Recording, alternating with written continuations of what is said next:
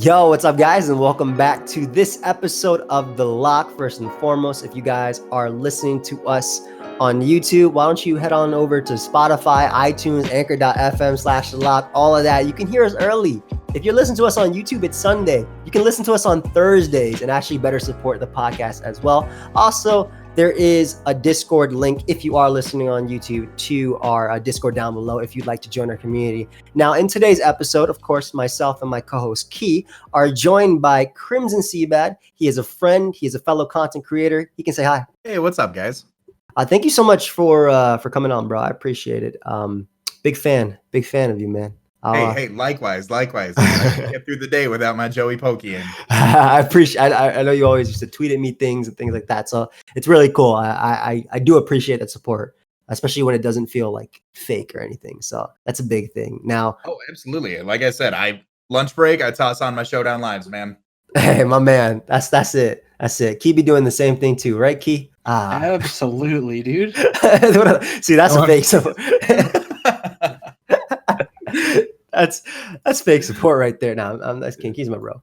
But as we've been doing these podcasts lately, I've really been enjoying these particular questions. And I do want to give a big shout out to our audience out there too, not to break immersion or anything, but we've been getting so many tweets and stuff like, hey, I've been loving this recent episode. That's awesome. Hey, that's sick. I appreciate that, guys. Hopefully you guys enjoy this one too. I think Chase is a great person, but I'm going to ask you the question that we've been asking so much. What's been on your mind, bro? That's a great question. I love that question was let off with. Really, a lot on my own mind. I take a lot into consideration nowadays is I've been thinking a lot about content creating in life. I've been thinking about how the two, like if there ever will be a perfect balance between who you are online, if you even do have a persona, or your persona and your real life, how you balance that. I mean, branding, mental health, things along those lines. I mean, I'm a big advocate for things along those lines, and I've just been thinking a lot about it, man. And this is a lot because obviously you're with Liz, and I know you guys are together, and marriage is down the line. I'm not trying to obviously like say not to break the immersion. Put this dude on this. I heard her shriek, but okay. But I mean, obviously, I know exactly what you're talking about, right? You know, I'm married to Marlene and whatnot. And before we obviously dated, I didn't just, wake up and like, oh, here's Marlene at my door. Let me marry her type of thing. But I know that's a huge thing, especially as a content creator, how to balance this. And a lot of people, I feel, and I want to know your experience from this, but a lot of people I see say, if you want to be a content creator, you can't have a social life. Is that something you agree with? Is that something you've lived with? Or I'm just a little interested. I would agree with that to an extent, and I'll double back and I want to hear your thoughts on that as well. But to an extent, I'll agree with that. I have a pretty small circle, not because I don't want to be friends with everybody, but just because I don't really make time to go out, restaurants, bars, social events where, hey, those people look cool, I'm gonna go talk to them and make friends. Just kind of my free time is typically dedicated to family man and then content creation. So my typical day is I work from my schedule's changed up recently. So just right now for the foreseeable future, I work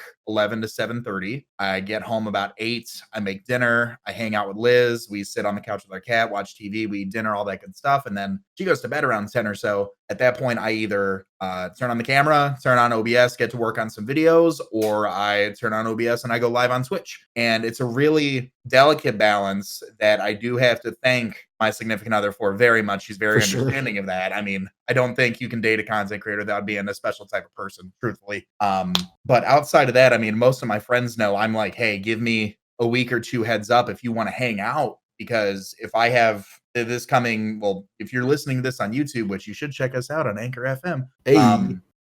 Watching this on YouTube after the fact, I had a big event on Twitch on Saturday, and if someone were to ask me to hang out, I honestly have to say no. It could be my closest friend, it could be my family for an event. I'd have to say no because I have an event planned. There's certain things that go along with that. Excuse me.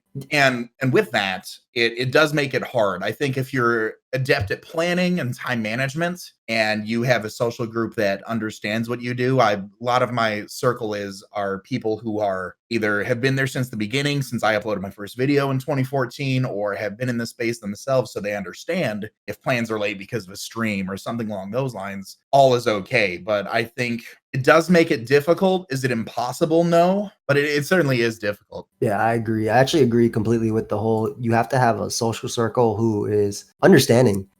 Because unfortunately, as you mentioned, if you have something planned and prior to do, it's like, this is my job, especially specifically for me. I'm full-time, content creation, right? It's like, all right, you want me to hang out with you for a week on a vacation trip to Pennsylvania or Virginia or Florida, whatever. This looks fun. Yeah. Oh, that's a fourth of my monthly, Absolutely. revenue. Yeah. You know what I mean? Type of thing. Like, I gotta plan a whole week's worth of videos in advance, and I'm missing out on a week of streaming. There's 4 weeks in a month. You know what I mean? So, you ever consider just lying, just to not have to explain? Like, some people don't get that, like, you have online obligations. That's a foreign concept to some people. So yes, it seems like it's probably easier to just be like, I got a thing with my grandma or something. 100%. I've 100% done that, because it's difficult to tell somebody when they view streamers, especially as people who go online, play video games on the internet and hang out, that you have a commitment. I tell my audience that I go live by about 10 p.m., give or take a few minutes on if I have to update Windows and Fortnite along all those things. But if I tell somebody, sorry, I can't hang out, I have to stream by 10, they'll say, oh, we'll be done by 10:30. You'll be fine. I'm like, to me, that's show up late to your job. Bro, exactly. That's literally what I was gonna say. Bro, you show up late to your job, you get there at 11:30, 12, they dock your pay, they're gonna fire you. That's just exactly. That's literally it. No, I agree for sure. I'm a little bit different though. So for me and Marlene, what we've been doing is, and she was really smart. She got a calendar, and you would think, oh, calendars, whatever. You don't look at that ever. That's just there, and you occasionally flip the page once a month to be the next month, right? But we've actually been writing down events, like even this podcast. I would say, okay, on like when we confirmed it, I would put, okay, Wednesday 10 p.m. podcast, and then I give her a heads up, hey babe, check the calendar, I got a podcast 10 p.m. If it's on the calendar, she understands. Same thing with her. If she says, hey, check the calendar, we're going to Target at 8, I was like, okay, we're going to Target at 8, can't do anything at 8. That's what we're gonna do. That's kind of our relationship type of thing. And then with that, that's awesome. It really works. It's really helped a lot. And it helps us keep track of each other's schedules without having to actually memorize it, because this is something we just see every day when we walk in. But as opposed to other people, for me, because basically everybody I know knows what I do, I have no shame in what I do at all. I tell them, and it's not that you have shame, but sometimes you just don't bring it up or talk to people enough, right? I want to put that out there. I'm not like dunking on your key or whatever. I don't care what it is. But I tell them, hey, I have a prior engagement. I got to stream at this time. Now, I don't have a schedule when it comes to streaming, so it's a little bit more free for me. But I obviously love to stream, and it's obviously something I need to do as well. But I'll let them know. And thankfully, as I mentioned, because everybody knows what I do, they're more understanding. But as you mentioned as well, the time in advance is so key. And you mentioned a week or two, and I'm 100% agreeing with that. Like, I'm sorry, you can't give me a 1 day's notice. Like, if you give me a 1 day's notice, I got to do all the tomorrow's work today as well. And I'm already about to go to sleep type of thing, right? Like, you can't be like, hey, I want to hang out. You want to hang out tomorrow night? Like, I can try type of thing. But it's definitely, it's a challenge in that regard. So I agree with what you said in terms of that. And as serious as we are about it, there's a joke among like my friend circle now where they will have to text me and say, hey, 7 days notice. We're going to the racetrack next week. Do you want to come meet up in the afternoon for, beverages and social time? And I'm like, okay, yeah, 7 days in advance. I can make time for that. As opposed to, I had a friend hit me up, hey man, can you help me move this weekend? And I was like, when? Like, I can 8 a.m. Sure, I can make some time. Like, I'll help a buddy move. And he's like, oh, we're starting around 2. I'm sorry, I started streaming around 2. Oh, well, all right. Well, thanks anyways, man. And now I feel bad because I can't help the guy. Like, I mean, even then, like, you tell the dude you have a prior engagement. That's it. That's the type of thing, bro. That's like,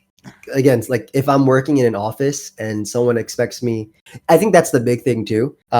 Yes, content creation does allow free time, quote unquote. It allows you to manage your time the way you want it, right? But exactly. If I have a video to record, it's 11 a.m. I have a video I need to record, and somebody calls me to go out and do something, I'm not going to do it. It's like, and the way I see it is like, if I was in an office right now, you wouldn't be even calling me. Like, you wouldn't be doing this. And you wouldn't expect me to be able to do this type of thing. So it's just understanding and having that social group. I think that is understanding. It takes a lot of patience from everybody. Like, for us, we're like, we need to do this. But for other people, like, why does they need to do this type of thing? But once they understand, I think it becomes a lot easier. I personally have no problems just blowing somebody off if they aren't like respectful of a planned schedule. Like for instance, the helping somebody move kind of reminded me of this situation where one of my friends was moving like probably a year ago. He hit me up, asked me if I wanted to help him move on let's say like Friday or something. I was like, yeah, sure. This was like a week in advance. I was like, yeah, I'm free for Friday. Friday comes, he doesn't hit me up all day Friday. And Saturday, he's like, okay, we're doing it today instead. I'm like, that's unacceptable. That doesn't work. I can't do that. Good I'm luck. I'm watching a Dota tournament. I had to explain to him that was just more important because he did not value my time. I don't care. Look, I'm watching the international, so not missing it for you.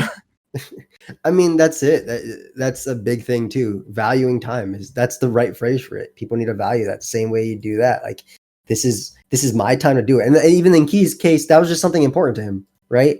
Like he said, I was good for Friday. Friend didn't hit him up Friday. That's the friend's fault at that point, right? Now, obviously, I might be a little bit soft, and I'll say, okay, I'll help you, but I'm gonna have my phone up in my hand when I'm lifting up this shelf. So you better have 3 hands on it because I'm only gonna have one type of thing. I'll help you out, but that's just it.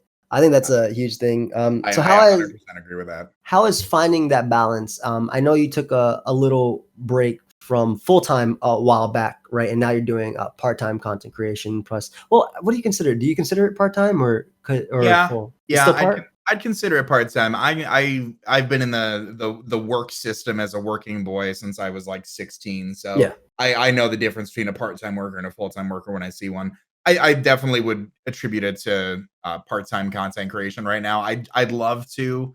I really would. Unfortunately, time restraint. It comes down to the balance between work and a social life, as you said, where and I'm sure you know all about this. Right now, I have a job that takes care of my benefits, and I need to make sure that's taken care of way beforehand. As much as I may dislike it some days, that is my paycheck, and that is my backup.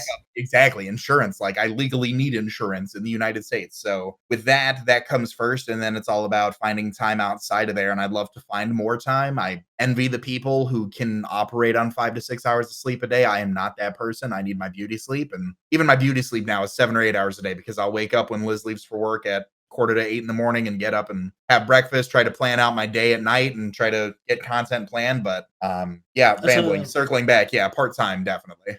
That's interesting and something I didn't quite think of a lot as the benefits of an actual like a full-time career from a like proper employer versus like a content creator online. Like Twitch or YouTube isn't like paying your insurance typically.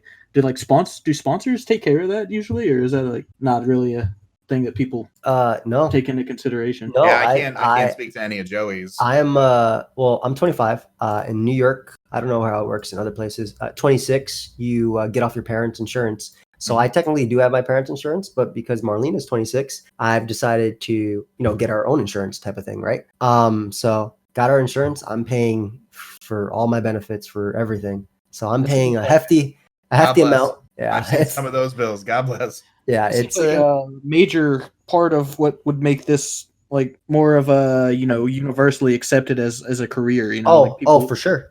100%. It's tough though because we're not considered employees by YouTube, by our network, or even by Twitch. Though I do feel Twitch will be the first to ever have benefits before. That's what really scares me about people like quitting like I don't know what the term would be, like a regular full-time 9 to 5 job at an office or something. Like you quit that job and then you go to like Twitch or YouTube full-time, where you might be doing great money-wise, but like the fact that it's not a proper employer is just so scary. Like you could lose your job at any instant. Just like the website bans you, kicks you off. They don't ever have to answer to you.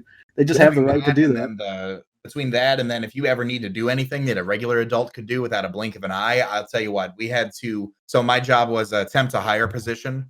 And the company that was being the full-time hired to is like very notable in their industry, extensive background checks. And I went through months of having to pretty much explain it as what I do.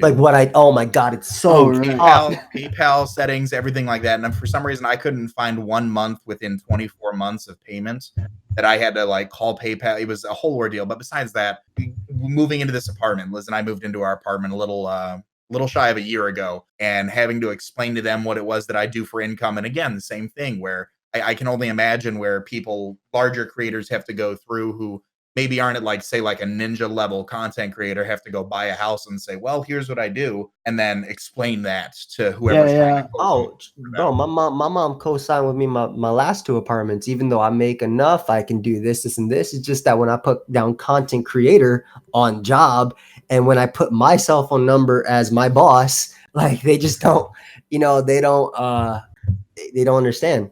That's How it. far off of like an influencer online career labor union type of deal do we? Or how far off? As I There's mentioned, some stuff like that. I really feel like Twitch will be the first to implement at least benefits in terms of things. Recently, that remember the phase thing with is it Tifu? Yeah, Tifu. Yeah. Yeah, I don't know. That situation made me think, like, I don't know. There seems to be a need pretty soon for some sort of union-esque. Oh, for sure. They're lawyers for gamers, right? They're definitely famous lawyers for gamers as well that are around. But we definitely need someone to turn to. The ideal situation for me, though, is, and the reason I'm actually with a network, because it's 2019. I don't need a network to make money. I could take 100% of the money I make. And they say, oh, you'll get CPM. And for everybody watching, basically CPM is just explaining the amount I get per X amount of views, per 1,000 views. So they say, oh, you get higher CPM if you do this and this. It's none of that, bro. The MCNs, or the networks you go with, are there. Yes, they do pay you, but they pay you the money you make, and they take a cut because they're basically insurance. So for a lot of people, not me, I have certain people that I could talk to, and they'll help me with promotions and stuff like that too. But for a lot of people, you know how insurance is. Insurance is useless, and you pay it until it actually matters, right? So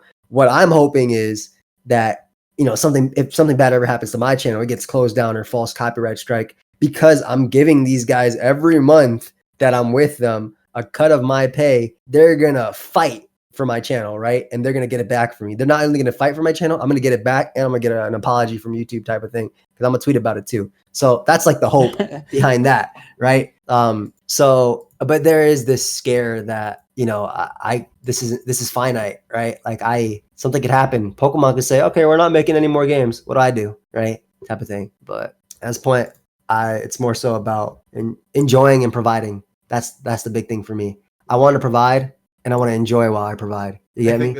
I think the finite space right now, I think it's very fun. If anybody listening to this is ever at a point where they take a step into full-time content creation, my advice would be to just absolutely give it 120% while you can. And while you're doing that, you need to build something outside of this space. Yes. Networking, doing all you can, whatever, you're flipping houses, getting real estate, investing, whatever you got to do. 100% agree with Chase, and just make those connections as well. That's super important. It's something that everyone kind of says, is that it's finite and you can get it while it's there and stuff. But the more I think about it, it's like, how finite is it really? Because, like, if there's money to be made, it's going to continue. Like, people are going to always provide a place for you to go. If like something, there's going to be something else that pops up for you. Oh, I agree. I think it's finite in terms of how long you can be in the spotlight, for lack of a better phrase or word. I guess you do kind of lose your flavor after when a while. I'm 60 years old, right? Like, is anybody gonna watch? Yo, what's up, guys? You got food? Yeah, well, I mean, that's retirement age anyway. You're out. But it's just like that. Like, right? Are people gonna want to watch me? Like, that's how I make my money, right? By that point, I got my brand name. My T-shirts are selling like hotcakes. Exactly. I'm a household name. I mean, that's the idea, obviously. Like, people wearing jerseys with my name and everything. Bro, I mean, look at the podcast, dude. This isn't Pokemon. Like, ideally, we got people who like listening to us for who we are. That's what I want. That's what I love out of it. Shout out to anyone listening that's legit doesn't know us from Pokemon. Legit. Or hey, actually, if you don't listen that don't know us from Pokemon, go to youtube.com/pokeaimMD on Sunday at 4 p.m. Eastern and leave a comment, please. Leave a comment on that video, because I actually like to personally see you. Again, not to break too much immersion, but I'd be seeing these tweets and I was like, oh, this is sick, man. But to actually see if there actually are people out there listening to us who don't know that I am a competitive Pokemon battler, it'd be really cool to know. But we're not taking this away from Chase. Now, Chase, who's also good. That boy, I just want to say I'm really proud of you. By the way, you're on an esports team now, right? For Thank you. Yeah, just got signed as one of their content creators last Thursday, I want to say. And aren't you ridiculous at Fortnite too? Coming up, I was when Fortnite was the big thing in all of our social groups, I felt like I was just the hottest thing on this earth. I was doing great. And then I understood competitive gaming. It's like when you pick up Diamond, Pearl, and Platinum and all your friends at the lunch table battle and you have the best team, and then you understand EVs and all that stuff, and you're just out of your league. That's me. Now that I view the competitive scene. Yeah, it's very humbling, right? Oh, 100%. I used to think, man, and like I love my community because when bigger creators tweet out like, who's a goated Fortnite player right now? Who's cracked out right now on their keys? They're like, CrimsonCBAD, man. And I'm like, bless your hearts, man. I am trash. Like, if you compare me to a legitimate pro player, no way. I'll put on a great show, don't get me wrong. And I might have some good kill games, but if you find a legitimate pro player, these kids are on Mountain Dew 24/7, just sitting at home. I do not have that. Not at all. G Fuel sponsored, by the way. I mean, when that's your paycheck, your way of living, you got to. I couldn't even imagine being at any skill level at any game that's not below average for most games that are not Pokemon, or maybe Duck Game. Duck Game, I'm actually like really I don't know. It's just the amount of time put in. Well, for things like Fortnite, I think there's more aspects than time put in because there's a certain point where if you look at some of the professionals, there's an age where you kind of lose like a lot of the reflex and just the accuracy that. I thought it was a myth before, but because I've seen like Dota players, a lot of the pro scene is pretty young. There's a huge percentage. I think right now the World Cup for Fortnite is taking place in about a month. The oldest player is I think 24. Out of 200 players, and that's the oldest person they have. They've got people all the way down to age 13 that are competing in this thing. It's insane that they're amazing. By the way, that's so cool. By the way, I just gotta add. I mean, shout out to them. Truly, I wish I could. I honestly, I'll watch warm up videos from these pros just like before I go live, so I don't make a fool out of myself. And even then, like slowing it down 25% speed on YouTube, I'm like, wait, how did he do that? Like, I'm playing the same game, right? It's something. I feel like part of it's instinct too, right? Like you're just sharper at certain points than you are at other points, obviously, especially when you're refining your skill. But also the hours they put in. For sure, dude. For sure, bro. And like a game like me playing Pokemon, I think you do need a certain number of hours to really hit a super high level. But I think once you got it though. Yeah, you don't really have to sharpen up on your plate. I mean, if you haven't played in a while, maybe you get a brush up. Yeah, but there's kind of like chess or something along those lines. Like you'll learn, or like even riding a bike, right? Like once you learn how to ride a bike, you can do it. It's just more so about learning. Okay, where there's a hill here, I should probably open up my eyes. It's like, oh, this Pokemon gets this move. I should probably look around for it. But when you look at like some of the Korean like StarCraft or like Dota players and stuff, like they go to camps for months and play for hours on end, like just nonstop, just sweating and crapping in their diapers, man. It's just hey man, you got to do what you got to do. It's a lot more work than you would think. Like people, the boomers will be like, yeah, these guys getting a lot of money for playing video games. It's not as simple as them just making money playing video games. These guys have worked extremely hard. It's the same thing when you hire a company to do something like that. Like, oh yeah, they're playing video games, but no, they put tens of thousands of hours into this game to be good at it. It's like there's a reason these teams cost so much money just to own like the esports companies. This esports is a thing. Like a lot of people want to fight the term esports and say it's not real sports, but it is as much a sport, I think, as anything else that you would call a sport. Yeah, it's just newer. That's the thing. And change definitely I think change is hard to accept at times for people. That's the big one too. That's something that people gotta just work on. But that's what the age we're at, right? Like it's crazy because we are the first generation of content creators in terms of like YouTube, right? Right. In terms of YouTube, in terms of Twitch, we are the first generation of that. YouTube was open in 2005, 2003, one of those, or 2006, whatever. It was something like that, right? That has not been allowed. I was like 10, 11, 12 when I first got on YouTube. The precursor to this was people making like TV shows out of their basement on the the channels that you could pay to be on. Yeah.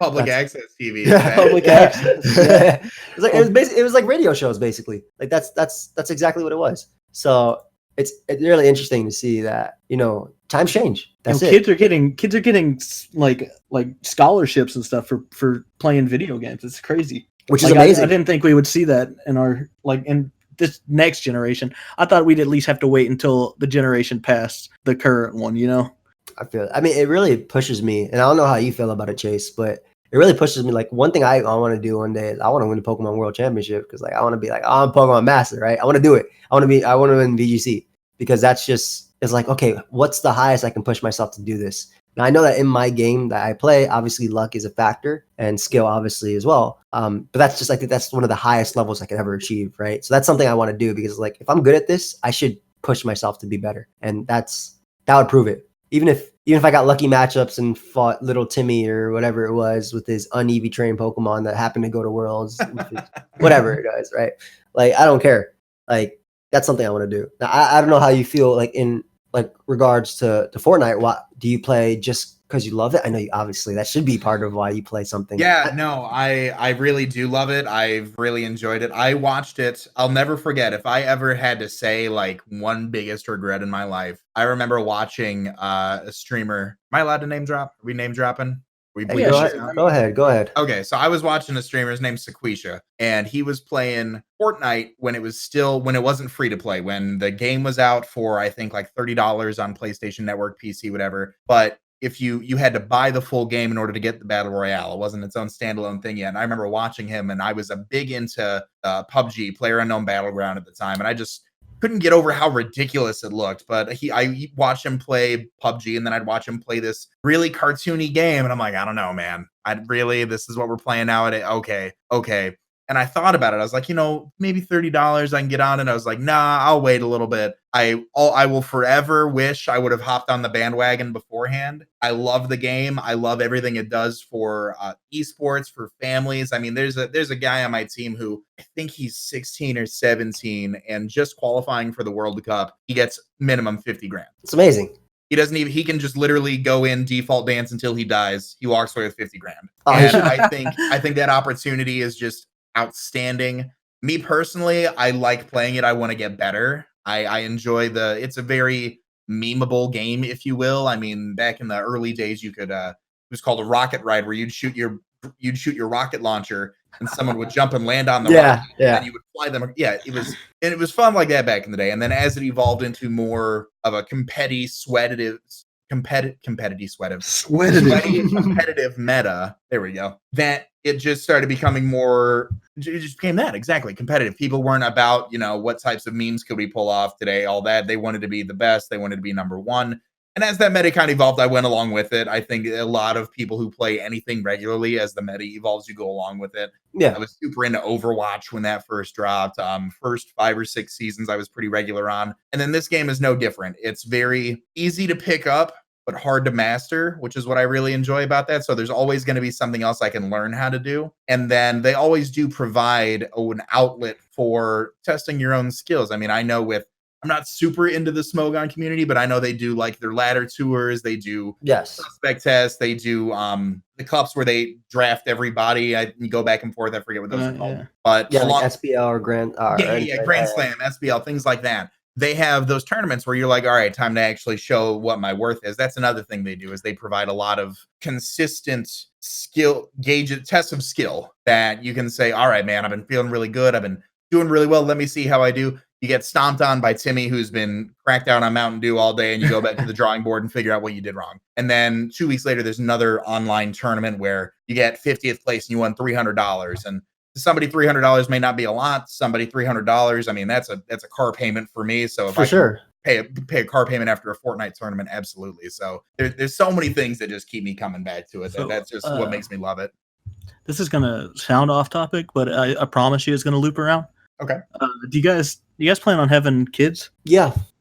I want an army. So basically, I need an army now. There's something I've been thinking about recently, and that's the fact that like all the things that like your parents would tell you that you're not going to make any money doing growing up, the richest people of our generation have made their money doing exactly that. They're just playing video games and all, like they've built brands and like established huge followings for doing the exact things that the previous generation was like, there's no future in doing this. You have to go pick a typical career, go be an engineer or a doctor or something. But like, do you think that your experience with like becoming whatever you see yourself as, just like online entertainers, or you make your living basically from competitive games and stuff, do you think that would influence how you raise your children? Like, do you think that you might just let them like pave their own way and find out what they like doing more, and just kind of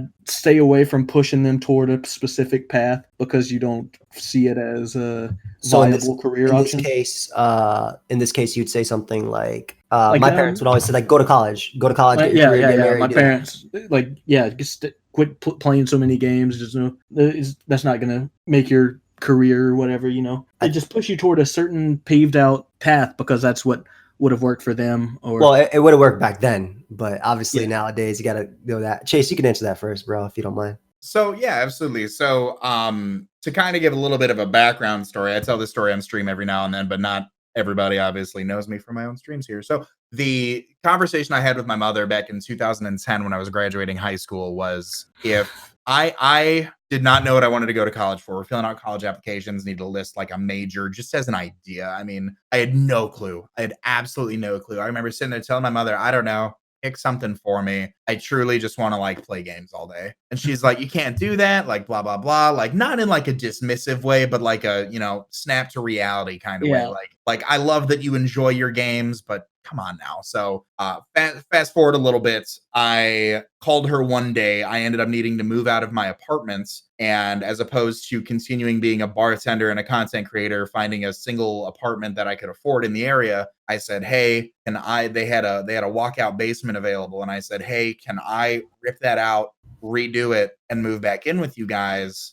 Like, if charge me rent, do whatever. They were like, well, what are you going to do for work? And I was like, well, I don't need to anymore. Like, I have this. And I actually walked through the numbers with them, and it was almost eye-opening because they had seen me grow throughout my respective stages as a creator. But when I finally told them, like, I don't need to bartend full-time anymore, which you guys don't know, bartenders make like a decent earning. I mean, imagine you went to a bar and tipped a bartender. Imagine that times 200 a night. Oh, for sure. So, I mean, I worked in restaurants too. They make a good amount. Yeah. Exactly. And it was almost eye-opening for them to do that. And then to actually see when I moved in, I mean, I don't know what people are super familiar with post-production, but I mean, I had 3-point studio lighting. I had a green screen. I had to like measure out a backdrop and camera distance, like make sure the 3-point rule was on with cameras. And they're like, wow, this is really something. And it was eye-opening to them because it was a completely new world to them. So given my personal experiences, I'd certainly say that would affect my parenting style. I'd still encourage my child to go through the school system. I think that's important. For sure. But if they were to come to me and say, Dad, I want to create content, I want to stream, I want to, do whatever, do some sort of freelance self-employment type deal that I did growing up, I'd support it. I would need to remind them that it is important to have stable income because not everybody makes a YouTube channel as an overnight success. So whether you're selling street paintings, becoming a musician, things along those lines, you still need to have a backup plan. But I would 100% be in support of it. Yeah, I agree completely. I've said the story before about how, there was one point where, I was obviously completed high school, going through college as well. And at one point my dad got mad at me. And one thing he said to me was, oh, go back to your fantasy world or whatever. This was during high school. He said this to me. I've never heard this story. This is awesome. Well, I might have said it, but he said, go back to your fantasy world type of thing. And I was like, yeah, okay. Anyway, I don't want to like flex anything, but like there's a point like a year later where I drop a check in front of him. Like, so this is my fantasy world, right? Like, whatever. But anyway, that was like that was some pettiness. Like me and my dad. Fortnite danced on him after that. No, Fortnite didn't exist. Okay, get the hell out of here. Or if it didn't exist in my world anyway, I didn't know what it was. But that was back then. Like since then, he's really opened up his eyes to it, and him and my mom have been nothing but support. They bought me my computer. They bought me the computer I'm using right now. Right, years ago, I asked them to pay that, and I paid them in a year. Like I'm like, Mom, Dad, please buy this for me. I'll give you installments every month as I get paid, and I'll do this, and this. and whatever. So it became that to now it's like, hey, how's it going? How's your brand doing? You getting new subscribers? How's everything going now? Me and my dad have a great relationship, by the way. That was just one, when you get mad at somebody, you don't think, yeah, exactly. You don't. And again, this was years. This is probably like 2010. It wasn't like last week. Exactly. Not 2010. This was like 2011, 2012, right? Like 3 years after doing my channel, maybe. But yeah, he was like, shut up. I'm tired of you being up at night. Mom, same thing. Mom was like, hey, go to sleep. But they obviously just want me to, go to, I have to wake up for high school, do my thing type of thing. But what I would do with my kid is like, hey, first off, I'll probably take off my headphones and be like, all right, let me finish recording this, then we'll talk about this type of thing. Like I fully believe I'll still be doing something that has to do with my computer. No matter what, I'll figure out something that I'll be doing. But I would be like, okay, you want to do this? I'm going to help you. I know exactly how to do this. At this point, I'm also thinking I've kept up with technology. So I understand whether I'm doing something with managing another channel or figuring things out. I would do my best to give them advice, to walk them through it and tell you, hey, you give 110% to this. I don't want you to, if they're in, college, I'd be like, I would like for you to at least go part-time. And that's something my parents understood of me. I went part-time for, it took me 4 years to get a 2-year degree, but only because I took 1 or 2 classes, right? That was my decision, right? That was literally my decision because I wanted to be able to put in as much work in this as I could. And, I haven't looked back from that type of thing, right? And I'd be the same exact way. And I think my parents, if I had a kid, right, and something, God forbid, something happened to me and Marlene, and my parents ended up watching my kid, right? I think, and if they told my kid that, oh, your dad was a YouTuber or did this and this, I feel like if my kid wanted to do it, they'd push them. They'd even give them tips based on what they know, and they'd raise them up, right? They would never talk them down, that sort of things. It's obviously not everybody. I think it's accessible to everybody, but it's luck. It's hard work, because hard work makes luck. That's a big thing too.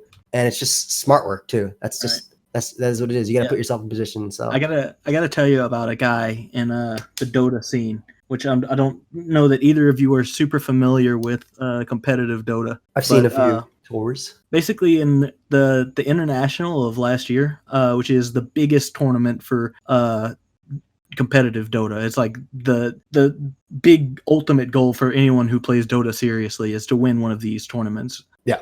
And OG last year was in a situation where I don't want to have to go through their whole history, but basically something ended up going awry with their team. It kind of fell apart, and they needed a backup player because it was such short notice before the international was coming up, and they had to lock in their roster. So they found somebody who was basically the ladder on Dota on the leaderboards. He was just a pub star, is what they would call him, because he was a good player for playing on pubs, but that's a lot different from the competitive scene. That's like someone being like number 1 on the showdown ladder or something, for reference. But not like that doesn't mean they have any any actual competitive, like they couldn't probably play like that in a tournament setting. Like the tournament experience is worth a lot more than that. So basically they picked this guy off the top ladder, and they put him on their team for the international just so they would be able to have a full roster. And basically they ended up winning with this guy on their team that had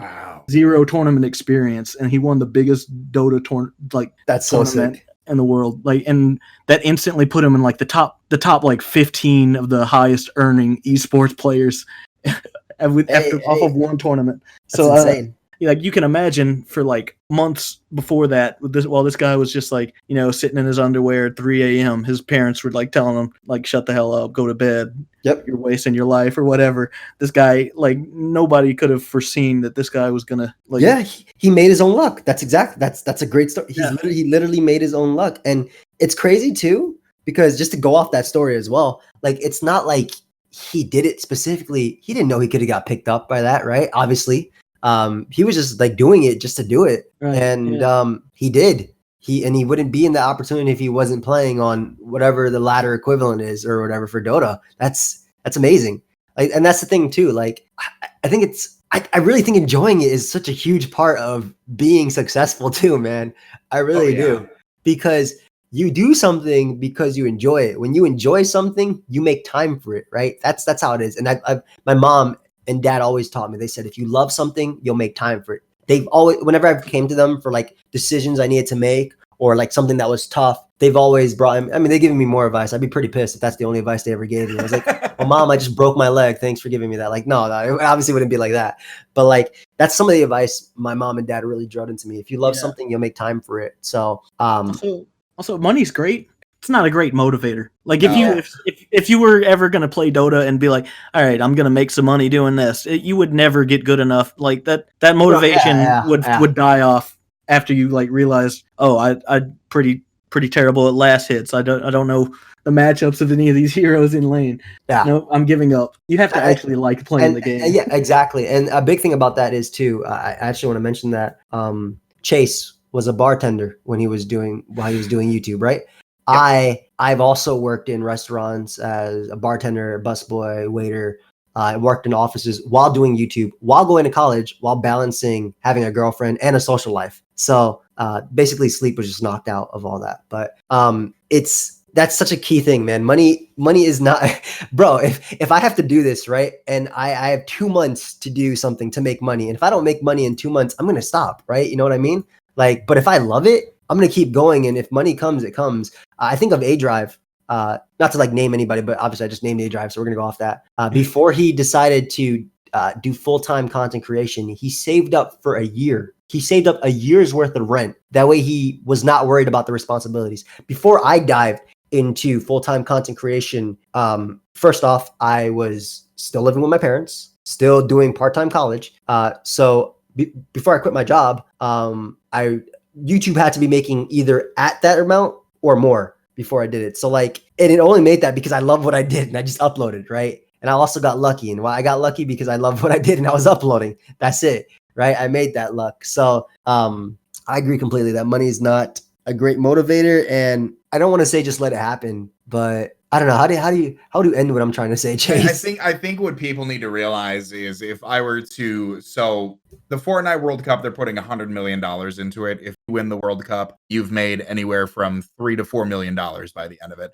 That's a lot amazing. Of money. If I tell somebody that, I win. Oh, bro, I wish. But if I tell somebody, hey, if you just play Fortnite, that's how I've had to tell my friends the importance of like when I stream and when I play my games, because there's a potential there. And I think what people need to understand is that doing something for money isn't a net. If you just want money, there's so many better things you can do with your time. You can find profitable careers. You can sell things. If the actual physical, you want to hold a wad of cash in your hand is what motivates you. I truly am sorry. And what I think people need to realize is that money is not the objective. It's the vehicle. I love what I do. And do I sometimes do creators as a whole sometimes potentially monetize their content in a way and position their content in a way that could make it a more profitable piece than what it would be otherwise? 100%. You should be. This is our brand. Agreed. Exactly. And no one should ever be ashamed to make money. But my thing is when people say that and say, oh, CrimsonCBAD posted a clickbait video, he only cares about the money and the views. I don't care if my 500 view video got me a check in the mail for 10 grand or if my 10,000 view video got me $3 that day. What matters is that that's all going towards something else at the end of the day. You can write me a check right now. It won't make me happy. Depositing that check and being able to take care of my family first is what makes me happy. You could hand me $5 and say, put this towards your debt. You could hand me $10,000 and say, hold on to it for a day and then give it back to me. I'm certainly going to be much happier putting the $5 towards my debt than holding on to money physically. Exactly. It is going somewhere that's important. That's literally what it is. I love that. It doesn't even have to be important. If you want to go to Hawaii, if you want to take a trip around the world and you decide that something along the lines of content creation or anything as a whole in general is your avenue for that, go for it. That's not a bad thing. Important is subjective though. Like what's important to you? That trip to Hawaii might be important to you, Oh, no, absolutely. I think if you have a goal in mind, I think if you focus on the money in the short term and you realize that is a vehicle to get you to what you want, 100%. If you say I'm going to put in a bunch of work to just focus on the money, that's when I get a little unsettled because, okay, why do you need the money? What are you going to do with it? You're just going to sit on a chair, Scrooge McDuck, and dive into your pool of coins? Like, what are you doing here with that? I think that the focus needs to be where that's going, whether it be something important, whether it be something you just want to buy a new car and blow money on it. Go for it. I think if you just focus on how much money you can make, I don't like that mindset. Yeah, if there was some way to to guarantee that the rest of my life would be comfortable, I would never care about having any amount of money. Mhm. If I was guaranteed to be comfortable for the rest of my life anyway, I don't think like having a big stockpile of money when you die there's no value in that. Thank you, call me. Usable. Yeah, Yeah. I You taking it with you? Like, what are you yeah, doing? dude, I've said it so many times on my stream. I've said it everywhere. If I ever become a multimillionaire, which I will, I will become a multimillionaire. I don't care when. I will. Obviously, I have to become a millionaire first, but Yeah, this is the first. They say that's the first step. they do say that's the Yeah. first. Actually, the first dollar was the That first is the step. step ladder. But if I said, guys, you know what I'm gonna do?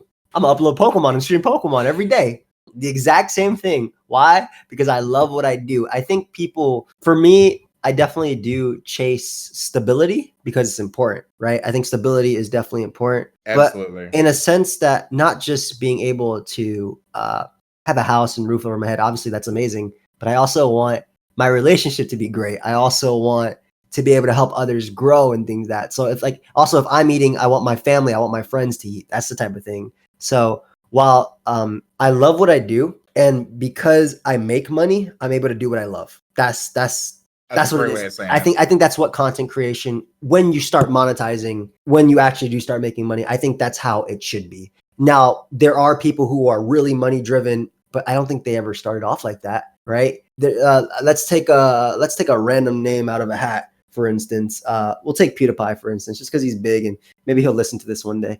But PewDiePie, let's assume that right now he only cares about the money, which I don't think is true at all, because that dude makes millions upon millions. He has enough money to be happy for 10 lifetimes, right?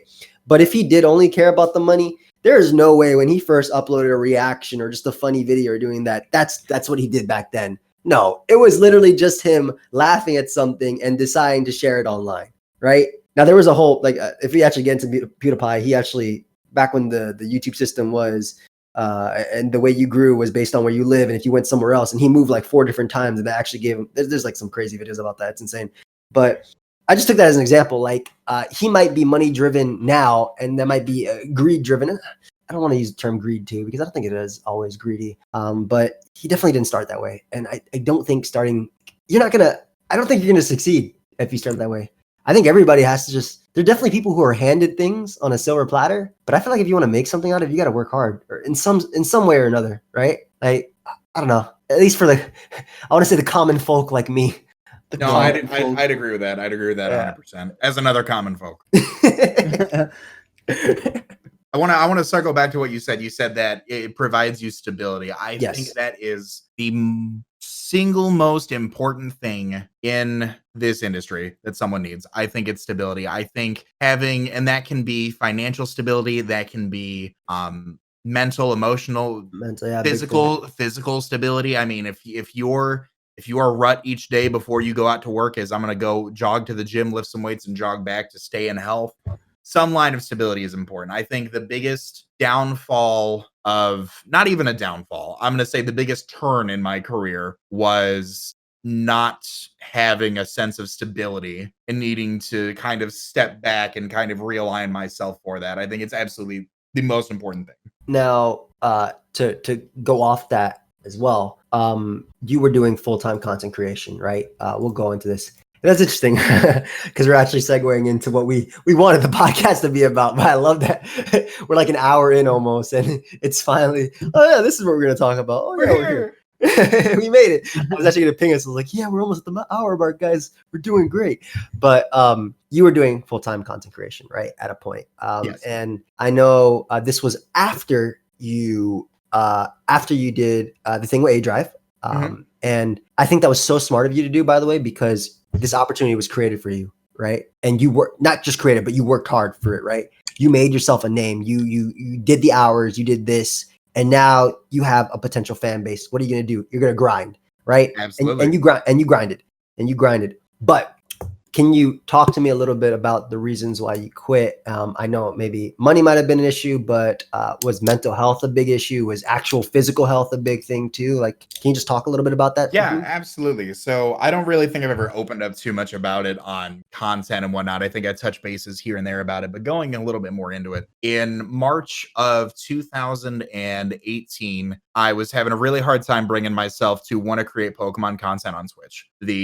While the fan base that I was introduced to and helped grow a brand at the time was very into that, I was slowly growing out of the need to essentially cater to viewership, the content that I wanted to create. And I made the decision to pursue additional content on Twitch, completely cutting out Pokemon-based content. I was still going to make content on YouTube, daily to twice a day videos on YouTube regarding that, but I needed an outlet for something that was not. I was reaching absolute burnout, which is horrible for anybody who ever hits it. And the first month I did that, I received the biggest payout I've seen in my career from Twitch. And I was like, wow, maybe if just doing what I love is really like the answer, then wow, this is incredible. And I kept up with it and I tried it. And then I think 2 months later, it was down to less than half of that. And it was just, I went from like being very well off to not being well off. And that's what I touched base on when I was talking about financial stability. Another thing with mental stability and mental health in general within the space and as a whole, when you, and I've thought a lot about this and I want to figure out how to put it in just a key point so I don't circle around the point too much. When you start to determine your value based off of something that's out of your control, you're losing. Like numbers or something? Exactly. If you were to, you upload what, 2 to 3 times a day, Joey? Oh, bro, I've been uploading 1 time a day for a while now. All right. Well, all right, sorry. We'll get back. We'll touch base on that after.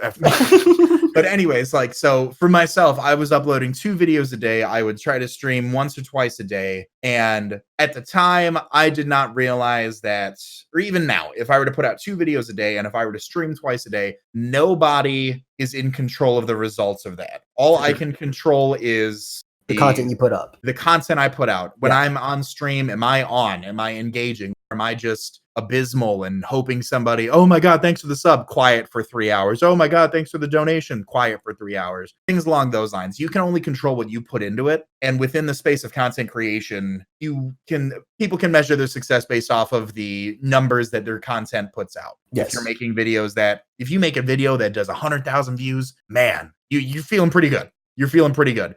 If you spend 5 hours on a video that nets you 1,000 views, wow, like what are you going to do with that, So it really came down to the fact that putting your value in numbers that you ultimately can't control, it's just a losing battle because you're never going to be able to control those results. And when those results out of your control dictate your happiness, that's when you start losing.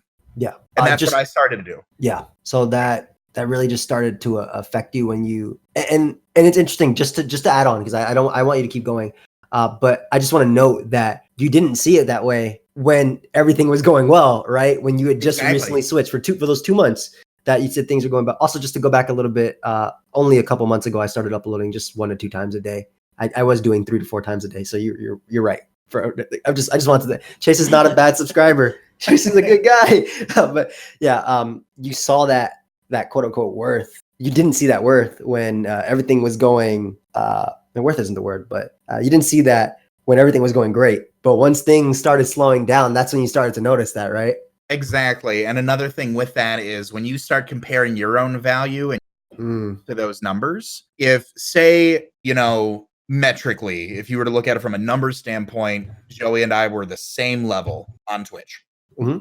If I'm streaming Showdown laddering for X amount of viewers and I see Joey pokeaim on Twitch, same amount of followers, streaming Pokemon Showdown for 3x amount of viewers, whoa, what's going on? Am I not good enough? And what's so good about him? And that type of mindset is never good. You always want to be happy if you see somebody succeeding. I've learned that, and it took me a while to be happy for people's success. There's definitely something kind of stressful about it, though. If you know how hard you've been working and you see somebody else in the same position as you just getting way more out, it's like no other career has that type of comparison, right? Like you can't look at the next cubicle and see how close like Tom is to the next promotion. Like it's really weird in this space because I think that's something that adds a lot of like stress and anxiety to people's lives in this. 100%. It just, and then it spirals. I mean, it's like anything. If you get sick and if you have a cold and you don't take medicine and take care of yourself, that turns into like, not biologically, but you get a cold, all of a sudden, you got the flu along that nature. someone's going to respond. The cold doesn't turn into the flu. Who is this guy? But it gets worse, and it started to happen. I mean, I wasn't being as involved with my family as I was. I mean, I was at a point, I was a horrible boyfriend. I mean, I just wasn't a good friend to people. I mean, it just was so much. And I remember, I vividly remember I would post a stream schedule every week. And that day, I think it was May 30th, I was supposed to stream Dark Souls on Twitch. And I went over to my buddy's house and I just sat down and I told him, I was like, I can't do it anymore. I can't do it anymore. I physically could not. It sounded more enjoyable for me to redo my resume and go job hunting than it did for me to go home and just sit down and play a video game. Oh, and it just sat there. And I remember we just sat there. We just watched, what did we watch? I think we watched like Lord of the Rings or something like that. And I just sat there the whole time just thinking, like, didn't post in Discord, hey guys, I'm not streaming today. Didn't post on Twitter, hey guys, no stream. Just didn't show up. I pretty much walked out of the job, walked out of the career. And I attempted to post a few more videos. I had some ongoing projects with the leagues I was in. I had a co-op going on with Patty Trills at the time. And I did my best to still show up and be there for those projects. That's a commitment. I'm not going to go back on that. Unfortunately, my computer actually ended up dying on me at a point, so I couldn't continue with those commitments. But after that, I've recorded a video pretty much saying, hey, I'm done. I might be back. I don't know. Peace and blessings. Have a great day. And I got off the internet. I remember giving my Twitter account to my girlfriend and say, change the password. I don't want any part of it. It was a detox. It's exactly what it was. Yeah, a lot of people don't have the foresight to see that happening to themselves, and I think if you didn't and like you just continued just doing it and hating it, you might have just quit for good. I think, and Absolutely. that's probably how it goes for a lot of people is they don't see what's happening inside their head and how it's affecting their day-to-day life, and it just takes its toll and snowballs into something just bigger than what it could have been. Yeah, 100%. I know sometimes, I don't think about it as much anymore.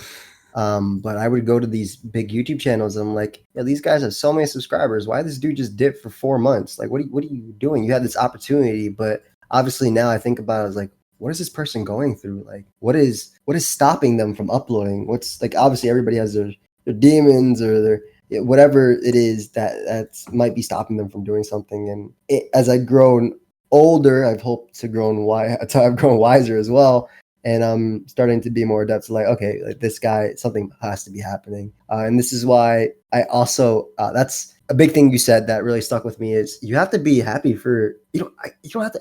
I think don't be upset about your friend's success, right? Like that's a big thing, or even the success of other people. I think envy, I think jealousy, just being angry is just wrong in that regard. It's a poison. Yeah, exactly. It is. And that's why I really like our friend group. Something we've recently started doing. He actually getting a little bit more into like, we have a Discord with like, he defeated group, whatever. It's just our friends. And we have a little hidden chat there. Key can't see it because he doesn't upload content outside of this. But it's basically, we have a tag called vid and we'll put up, it's just me, Blunder, MV, and Mo. Just shout out some people. And every single time we post a video, we'll be like, hey, yo, hype this video up, man. Hey, let's do this. And then we'll come back like a day later, be like, bro, your video got 10,000 views in a day. That's sick. Bro, your video did this. That's awesome. Because we're so cool. We're building each other up, right? Like that's because we're all no matter my channel size, Blunder's channel size, and for anybody that's watching doesn't actually know me for Pokemon, again, please leave a comment on the YouTube video. That's so cool. But as Key said, I'm the biggest one out of the group, right? I'm at 190K. Blunder would be like the second biggest. He's at 51K. And then you have MV at 27, and then Moet at, I'm not sure where Moet's at around right now because he hit his sub thing. But the same that I might be doing well in a video, I get just as hype that my boy might be doing well in a video, right? Like, yeah, 10K views, let's go, bro. Look at that. Oh, you gained 50 subs today. And obviously, the whole measuring your self-worth from that stuff, I don't think it ties into this because this is just general like joy, right? Absolutely. That we have for each other for that thing. And I definitely think one thing to actually help combat things like that is having friends or having a partner in Chase's case, right? I mean, Chase has friends too, but having a partner, having a partner that supports you as well. And I think that's why I really love our friend group as well. That's like we're supportive of each other. We'll argue with each other on something, but we're not gonna for the most part, we won't tear each other's heads off and stop speaking to them. Look, I'm no professional, but I've been trying to optimize all my friends' channels for years. I'm just spitballing ideas by the week. So much gold has just been left there. Bro, he has left this. He said we should do a podcast for what, 2 years? Like Man, 2 years now, I'm saying years. Golden idea. I feel like he was the only person that could do it with too. Just because I think that if we started it, we'll keep doing it no matter what. We don't even know I don't know where exactly the podcast is headed, but I do know where I want it to be. But I don't care how long it takes to get there. I'm just happy. I've talked about it before. Like, if I'm eating, I want my friends to eat. And I think that's such a big thing in combating. I think when you take out, like, how am I trying to put this? Certain problems are just so, like, they're not important, right? They're not actual problems, right? Like you talked about, let's say I put out a video today, right? And it gets like 4,000 views, right? And I'm used to getting 20K views of video, right? Or whatever, 30K views of video. I look at that. I could be upset about that. Or I could be happy about my boy hitting 10K on his video and be like, oh yeah, that's sick. That's my boy. He's growing. I'd be like, yeah, maybe I don't have it today, but I'll have it tomorrow. Like looking up on the situation and also just having somebody else to even vent with or have joy with. I just think that I don't know. It's very important to have. I think if you have people who really understand the importance of looking out, if the mentality of if I eat, everybody eats, I think surrounding yourself with a group of people like that is awesome. For too long of a time had a group where it was, I do my best to help out my friends. And if I'm eating, they're all eating. But then all of a sudden you start to see that sometimes there's people who, okay, if you're eating, they're eating, but well, now they're eating and they're eating and they're eating. And hey, pass the plate, bro. What the hell is going on, man? There needs to be a sense of mutual respect when it comes to things like that. Yeah. And I think that's so cool. I mean, I've thought about having like a Twitch team, a group. I mean, that exact scenario, man, that's awesome. And it's really tough because you can't put this expectancy. You can't really put that expectancy on somebody, right? Like I can't. It took me years. It took me literal years to get Blender to start taking YouTube seriously, right? And the month he does it, he experiences the most growth he's had in years, right? And he's finally starting to see, the fruits of his labor in terms of that. And now he's hungry, right? He's excited. He's hungry. He's willing to do it. He's streaming. He's loving it. And he's loving it. That's the big thing too. He's loving it. So go ahead. Go ahead. I was going to say there's a quote that kind of pertains to this discussion from a show called Louis with Louis CK. Maybe it's on Netflix. I don't know. Not a sponsor. He says to his daughter, I forget the exact scene or the context, but he says to his daughter, you should never look into your neighbor's bowl to see if they have more food than you. The only reason you should look into their bowl is to make sure they have enough. And that's applicable, I think, here. You never want to. Absolutely. You don't want to look over there and be jealous that he's getting more views than you. Just make sure that he's doing as well as he could be. And help them in any way that you can. I agree. Hopefully they do the same. I agree completely, and it's 100%. Shout out to Blender though, my sub box. Yeah. Every time I open it up, I'm like, wow, okay, all right. And it's so cool, right? When you see that type of thing, it's like, yeah, man, this is awesome, and I just love seeing everyone succeed and people seeing the fruits of their labor, everything prosper and things like that, and it really does help your own mental health. I feel like how you feel about yourself, like when you stop to just. Because I do think you need to care about yourself, and I think exercise is a big part of that too. And surrounding yourself with great people, and I really do think that surrounding yourself with great people is huge when it comes to that. Like absolutely, because it's going to help you. It's going to help you grow. It's going to help you. Also, just having that support group to help you deal with issues as well. It's so important, man. It really is. Like I'm very grateful for who I have in my life. And I love my friend group as well. So I just want to say that I love my friend group. Shout out to friends. There's also something to be said about enjoying making the content that you make. You tend to not really care as much about how it does or it performs online. I think it's very therapeutic to make these podcasts, and I would continue doing it even if like it fell off to having like no viewers. I'd still be like, hey, let's get on and record another one. I'm still into it as long as we can get people, as long as we can get some guests to be interested to be on it. I'd be still doing it. I don't care about like I don't know, online status or performance doesn't really have any intrinsic value. Also, I'm not living off the money I make from a podcast, so I guess in that way I don't have to worry about it how well it does. Yeah. I think if anybody ever looks at the first video they put out and they're distraught over how well it didn't do right out the gate, just stop. Just stop. Yeah, No one's absolutely. ever done that. No one's ever looked at their first video. There's a guy I follow on Twitter. I can't remember his name for the life of me, but he does a let's play of almost every single game I've ever seen come out. And every day there is a new video or 2 videos of this let's play. And I don't think he's ever grown more than a couple hundred subs, but damn it, does he just enjoy it? I mean, I don't think I could do something that long without seeing a fruit to the labor of great expectation and maybe that's all he wants to do. I'm not going to throw him under the bus and say that's, but you can tell he loves it. And there are many people who could say after doing YouTube for X amount of years, if you only hit 100, 200, 300 subs, that might be a back burner thing. You might go get it, finish a career, develop yourself in your career, start a family, come back to it. And all of a sudden your gaming channel became a appliance repair channel. I don't know, something people do in their and it works. Exactly. And that's what you do now, because you remember back in the day, you enjoyed making videos and now you're going to do something that you actually enjoy. And all of a sudden you've got a 30,000 subscriber YouTube channel and you're repairing, old wartime radios in your spare time in your garage. Hey, and if it works, dude, like I said, if it works, it works. Like, you never know, but as long as you're enjoying what you do and you're creating this opportunity for yourself, I think that's just we talked about it, right? You make your own luck. Right. Key's example of the Dota dude was the biggest thing, I think, that really came to mind. Like, it obviously, if he wasn't playing the game, like, he wouldn't have been in that situation where he makes such ridiculous amounts of, not ridiculous. I say ridiculous as it's not that I don't think he doesn't deserve it. It's just, it's a huge amount of money, man. Yeah, he made millions off of playing one tournament. That's and that's a tournament that most people, like, even from the beginning of Dota, they're veterans that still haven't won that tournament. That's insane. And he just made that opportunity just by playing, and that boy topped the ladder. That's it, man. That's absolutely insane to me.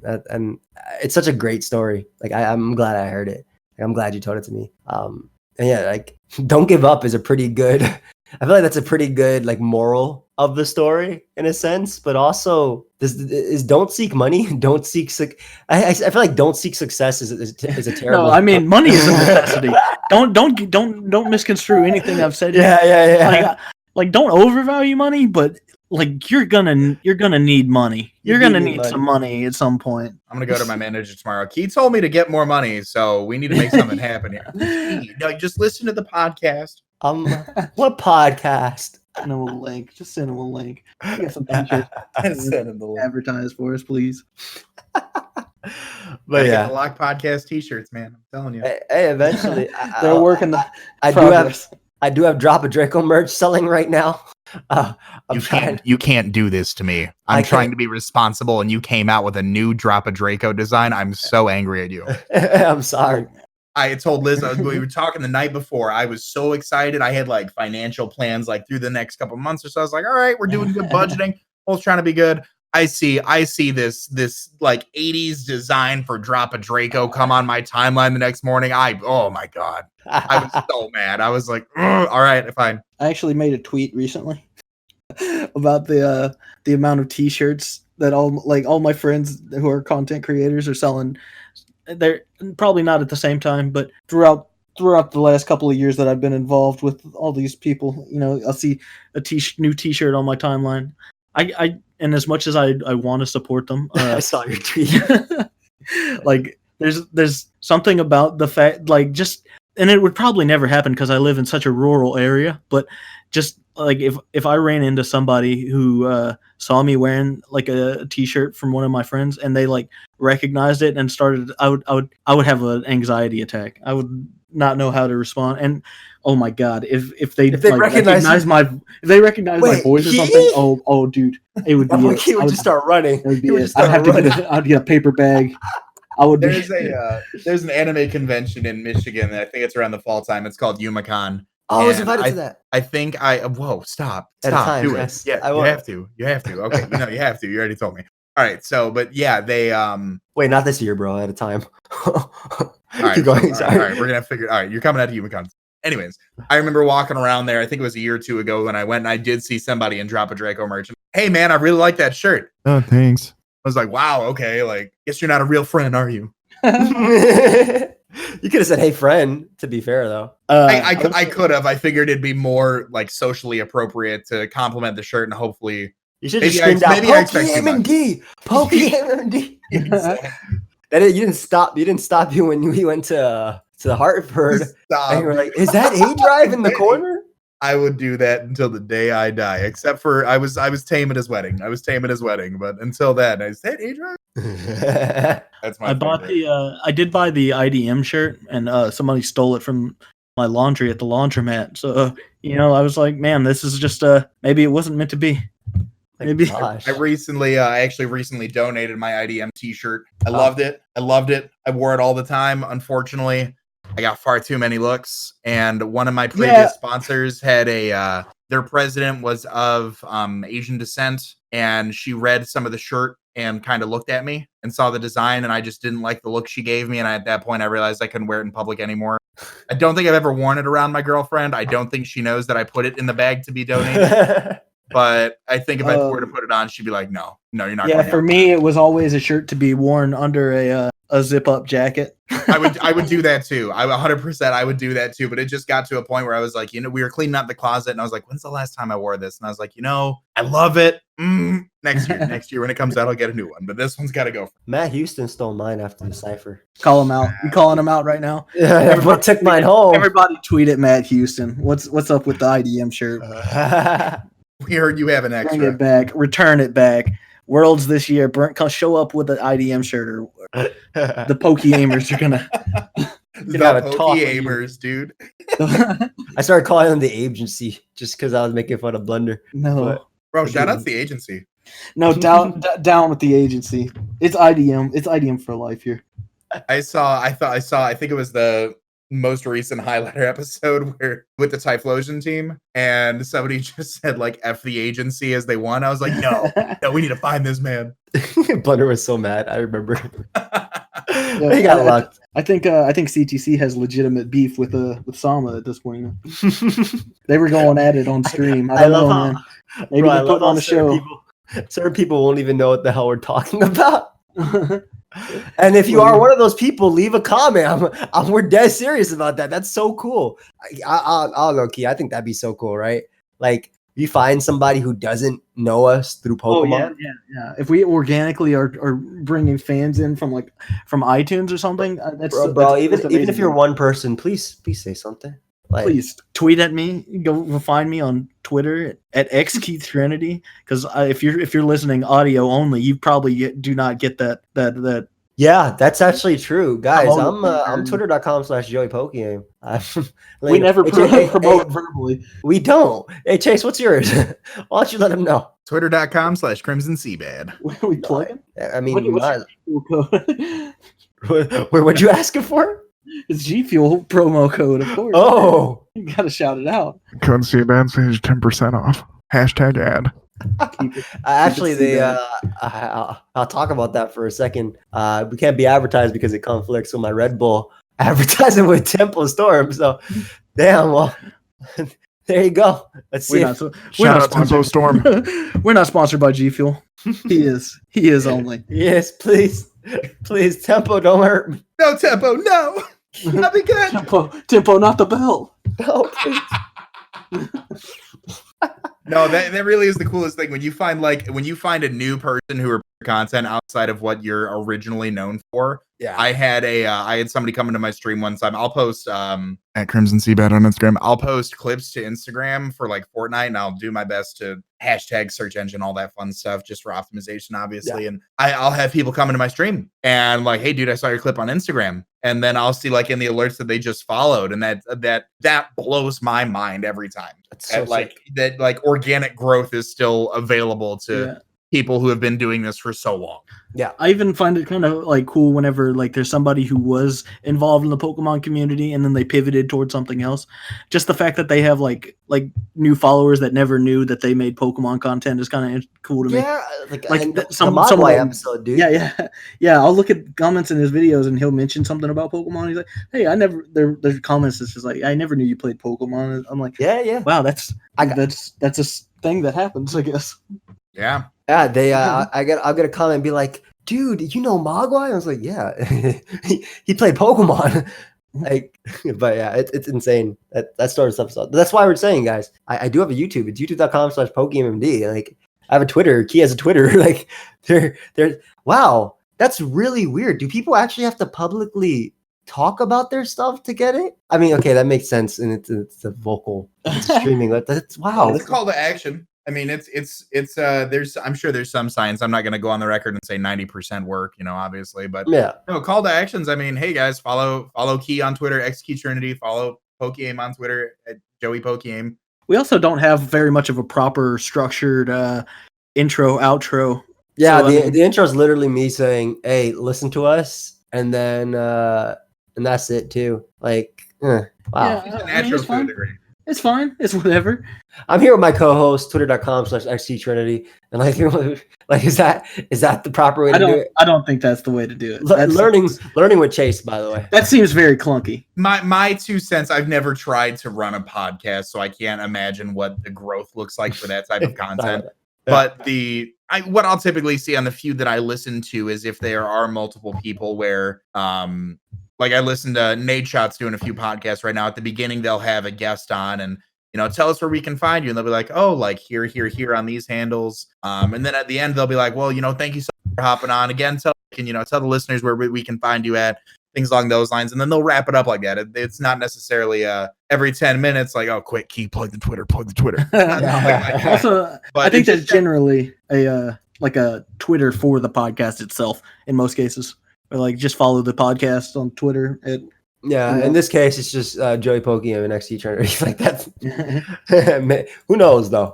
I don't have the time to run another Twitter account, but if any intern wants to come in and work for free and manage a Twitter for me, I mean, I could do it myself as well. No, you won't be doing that. You're gonna save all the fire tweets for your personal account. I mean, that's 100% true, but I can just retweet them on my second account now. But like, fair enough. You wait for that first retweet. Like, oh, come on. It's been 2 seconds. Why are we at on time? Where are we at on time? Oh, we're well over an hour. We're well over an hour. About an hour and 20 wrapping up. I'll say this to tail off that conversation. You said if any intern wants to do it, if you're listening to this podcast and you're like, wow, I want to know how to get into content creation, message these guys, intern for the Lock Podcast. Run a Twitter for them, do something like that. It's going to give you a glimpse into what it actually is to create content. That's absolutely true. We will let you sit in on podcasts. Yeah, that's 100%. And actually, it looks great on your resume too. By the way, I mean, it would look nice if you say intern for the Lock Podcast. I did social marketing, and then, in the interview, we'd be like, oh, do you have any experience with marketing? And you'd be like, yeah, in 2019, I ran the Twitter for the Lock Podcast, a very big podcast, blah, blah, blah, blah, blah. I'm obviously exaggerating. How good are you at fluffing up your accolades on your resumes? Oh, I'm amazing. I was never good at, I've been complimented about my wording before. If I were to like structure out an essay, resumes are a whole monster. I am not ashamed to admit I will go to somebody to have them write my resume. I successfully added being a Pokemon online admin onto one of my resumes. Yeah, I reworded it in a way that just made it sound so professional. Community management. Absolutely, all those words. I mean, real talk though, resume matters a lot less than the interview.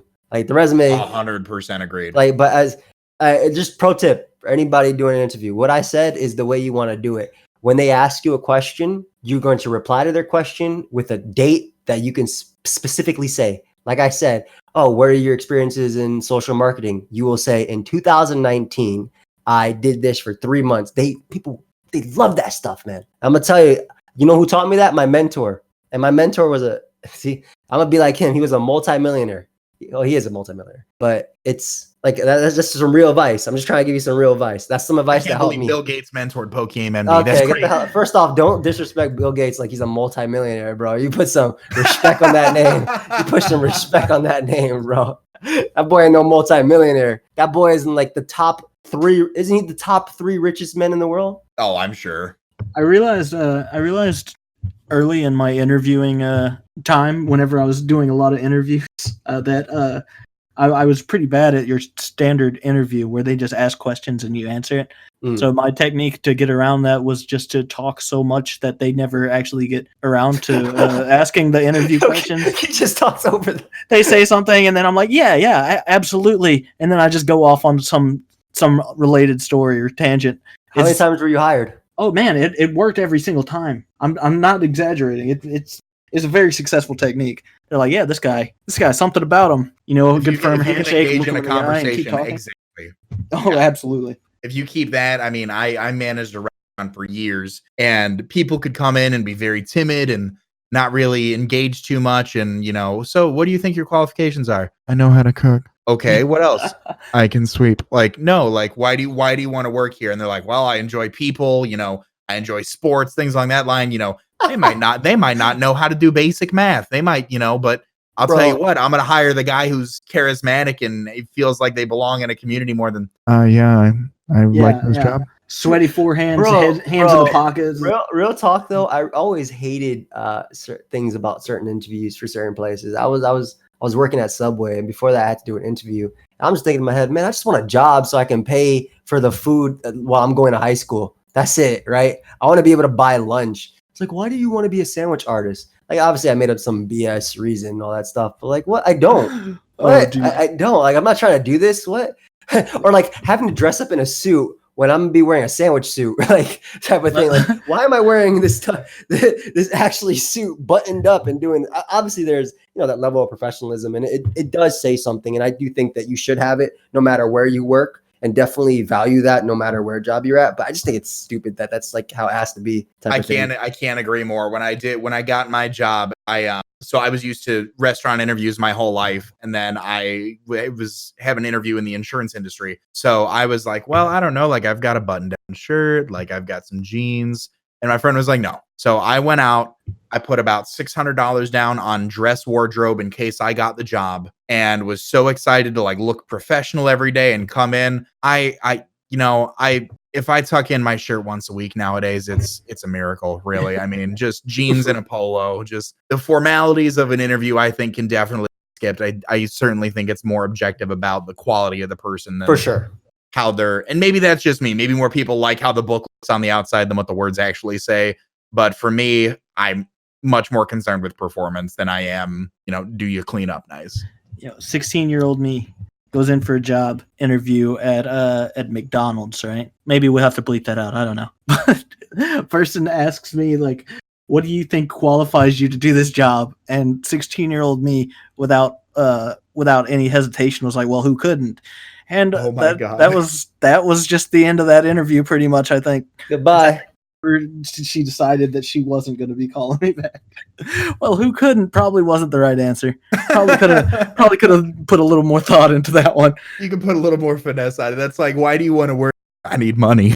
Like, I have bills. To be fair though, like it's true though at the end of the day, right? No, it really is. It really is. Like, I don't want to, if there's somebody listening to this who works at a local burger joint and this might offend you, I just don't perceive it as rocket science. No. Yeah, I mean, like, even if I don't know anything about this, if I have no skills applicable, I think I could probably pick it up in a week or two. Certainly. And be an expert. Yeah. I think that certain things are definitely like it's certain skills are needed, like, but certain things they're just not needed for certain jobs. That's just it. Look, I know how to count money. I can flip a couple burgers, bro. That's what else? I can turn my wrists. I can sweep. I have lifted a basket out of the pool. I can lift a fryer basket. Am I the manager now? No, I think that's definitely okay. Get the hell up. You don't gain. That's a full-on response, obviously. Yeah, but I get exactly what you're saying. It's like, am I now the Burger King? Please. But I mean, I just think it's just silly at times. Like, legitimately, it is. But I guess it's necessary, right? You want to know who you're hiring, and I don't think at that point too. It's different than content creation, right? I don't think, hey, if I need to feed my family and I got to get a job to do it, I'm doing it. That's it. If I go into this interview, like I'll be honest, like, hey, I need this job. Ain't gonna work for me. I mean, eventually I'll learn. Oh wait, they're not gonna give it to me based on that. I'll obviously do my best, but like It's kind needing of to do a worthless job though. money, Like that, yeah, it's kind of worthless the skill of or the practice of like these interviews, like because it doesn't really filter out very well. I've worked with people who presumably have been through an interview process, and I was just like, this person's incompetent.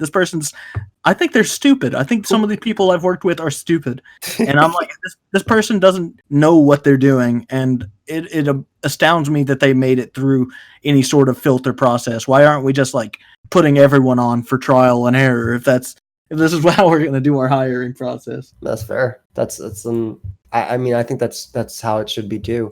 I think, hey, hi, oh, you speak English, okay, you're hired. I mean, obviously, there are certain jobs where like there's a necessity of like certain training or like, but for the jobs that I was working, it's like, I don't think I need an interview to make sure that, like, for instance, like I applied for a laborer job or something in construction. I was like, this is all, like, I know how to use a shovel, and if I didn't, I feel like I could pick it up in an hour.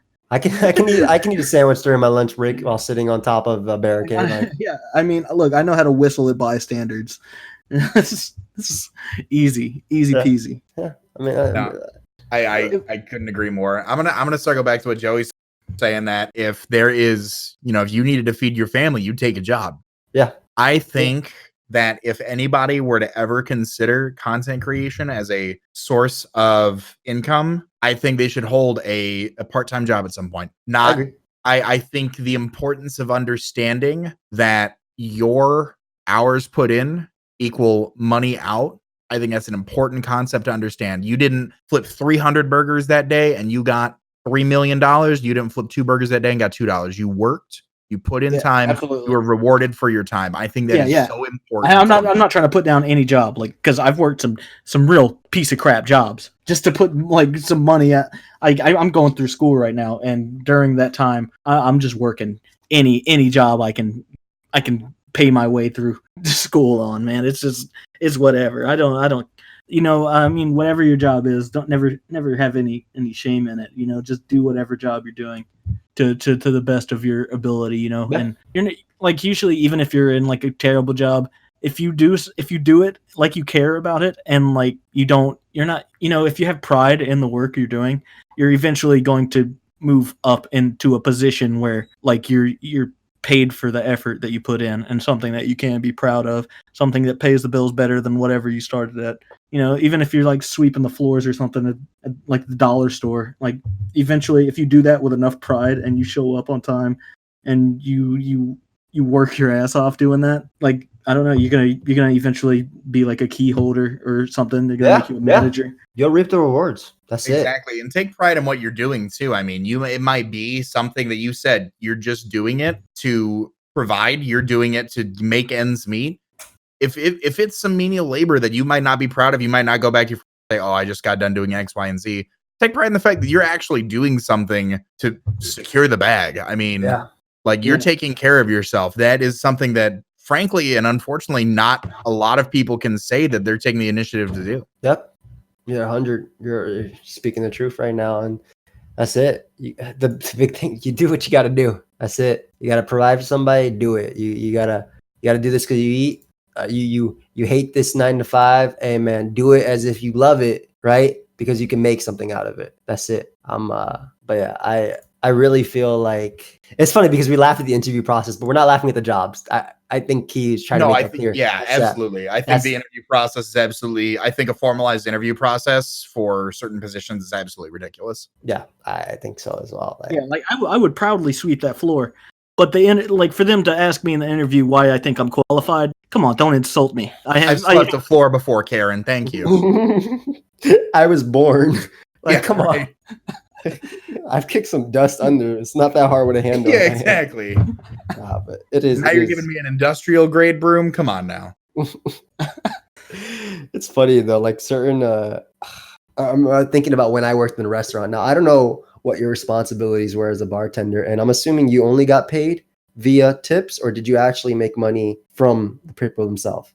There was so I believe when I was bartending in Michigan, the tipped hourly rate was It's like $2 an it was hour like you get paid. two and some change, and then I had put in enough time where I think they upped me to 3. So oh my goodness, thank you. But It's insane, because- by the way. That law is from like 98 or like Oh, 97 or whatever. And it's still going. But yeah, it's unfortunate. There's pros and cons, but my whole thing was that my biggest source of income was tips. I mean, yeah, of course. and it would balance out because I think I received maybe 2 paychecks in the time that I was a bartender, and it was just a really slow week. So that's all it was just that I wouldn't receive a paycheck. I'd clock in, clock out, 3 hours or $3 an hour for 7 hours. That's $21, but it all gets sucked up by taxes, and I wouldn't even go there. But yeah, no, my source of income was primarily tips. Yeah, and that's just how you made your money, and that's literally what it was. My source when I worked in a restaurant, I didn't get paid. I got paid for the work I did, so it was literally tips. Like there was no hourly rate, there was no nothing. Now, when I actually quit my job, that job, I decided to do full-time content creation alongside college. Part of the reason was I was being mistreated, and the dude would yell at me and curse at me, and then after that, he'd come at me like nothing happened. The boss. By the way, nobody was in the restaurant when this happened. Literally nobody was in the restaurant. We had no customers. It was like 5 minutes till closing. I was checking my phone while I had already finished up all my duties. I already cleaned up the entire kitchen, right, and did what I had to do. Checking my phone, he came up, started cursing at me, yelling at me. I was like, okay, maybe I deserved it because I'm on my phone when I shouldn't be. Fine. Kept doing it though after I put it away and was just chilling there because there was literally nothing for me to do because there was one customer left and somebody else already had them. Right? There was literally one customer left. And after that, he starts cursing at me still. And then he says, okay, go ahead and sweep up, right? Go ahead and sweep up and do everything. And now I got mad, right? Because not only are you cursing me out, but you're forcing me to do you're telling me to do this thing, which is not my responsibility because you're not paying me, right? You don't pay me. You hired me to stand in this place and make my own money. That's what I'm doing, right? I don't share any money with you. You don't share any money at all with me. And now you're not only insulting me as a person, but you're demanding something of me. Now, obviously, any other day I would have swept just because I'm like, okay, I want to show that I'm a good worker. And he's even telling me you're my best worker. But how you can tell me 1 minute you're my best worker, next minute you're cursing me out? I walked out. I was like, that job, not worth it. And that's what inspired me to do actually full-time content creation alongside, going to college. Like,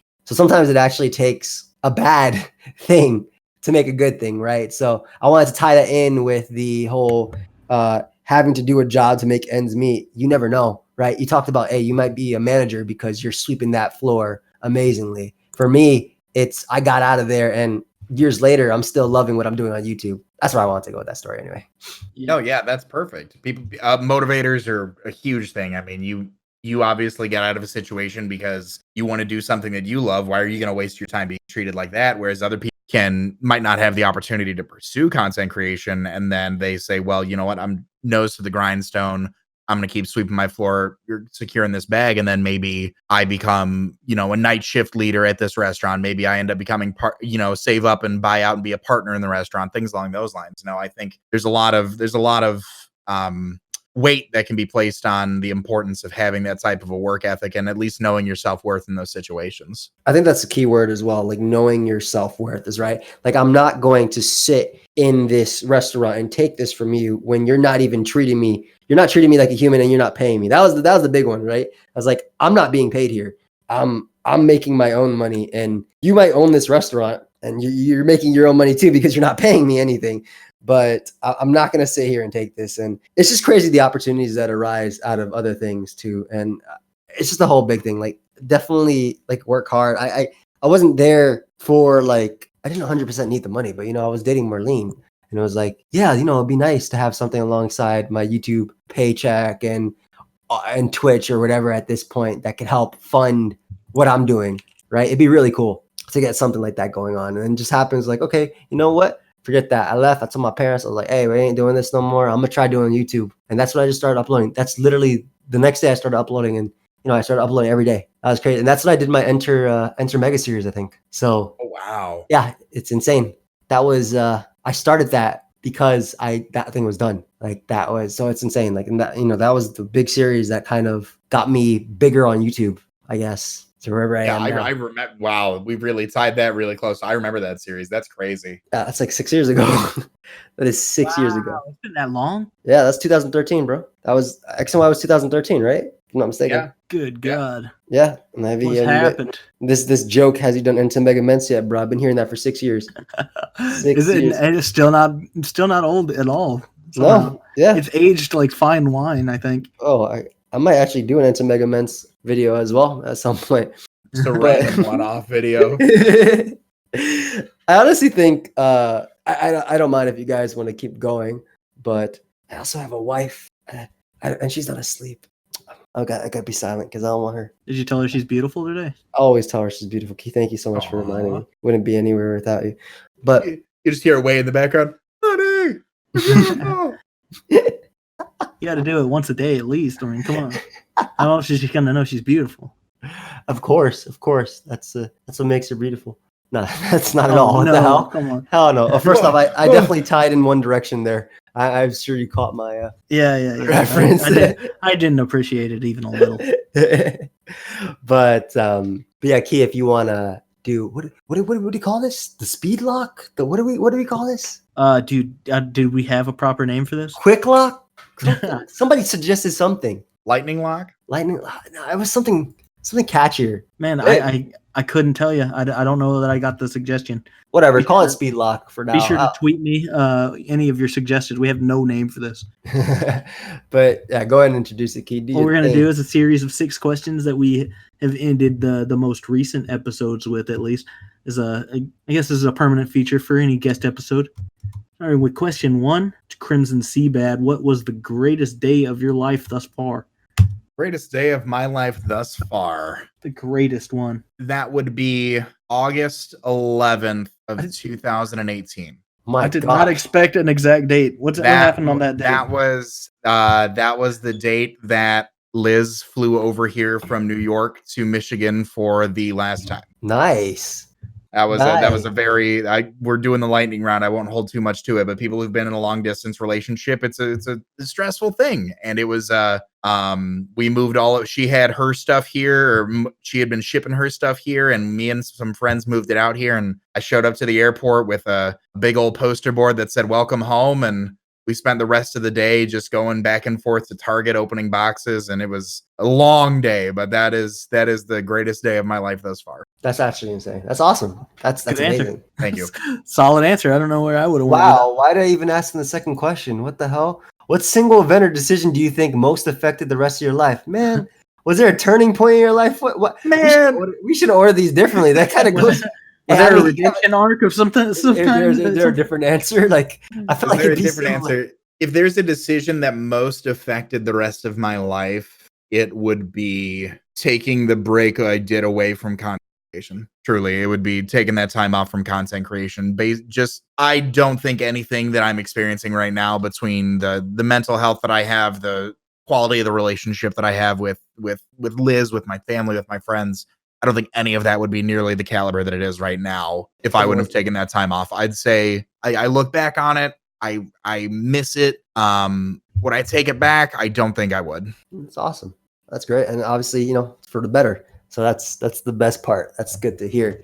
It's yours. Also, I did call you CrimsonCBAD a second ago, and I've been thinking about, is that like, did you rebrand? Are you just CBAD now, or was that something you discussed? If I can ever get the CBAD handle, I will do it immediately.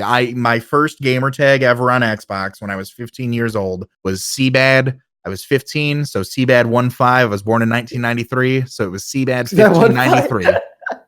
It was 1593. That was my Halo 3 Xbox gamer tag. CBAD has been with me since then. So we're working on I'm trying to get. I don't know if I need a trademark CBAD to get it from them. Twitch told me they can't tell me why they can't give me CBAD. I mean, it is. I stay up at night thinking about it. Yeah, but CrimsonCBAD right now. CBAD eventually. Didn't mean to touch such a tender area, pinch a nerve there. This is something that's obviously been keeping you up. It's very fresh. I've been talking about it a lot. That's the game plan eventually. All right, because I had vaguely recalled reading a tweet or something about rebranding or something of that nature. But I guess that's what it was about. Exactly, 100%. Question. That's exactly what it was. Question 3. What do you get the most compliments about? Ooh, most compliments, I guess it depends on the setting. I think indirectly, I think I can make a lot of my social circle laugh, and I'll take that as a compliment because I do try to brighten people's day. So I guess I'll take that as an indirect compliment. If I write something out and have somebody look it over every now and then, I'll get a compliment like, "Wow, that's really well spoken." I don't really think I ever get really direct compliments on it. My beard, maybe. Outside of that, I get compared to Kevin Smith a lot from Jay and Silent Bob. When I recently shaved my hair, and it used to be much longer.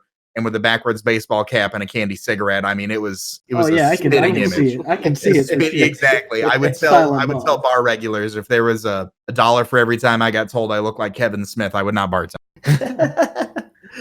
All right. What's a brief summary of your outlook on life? That's a question. Lightning round, philosophical. Yeah.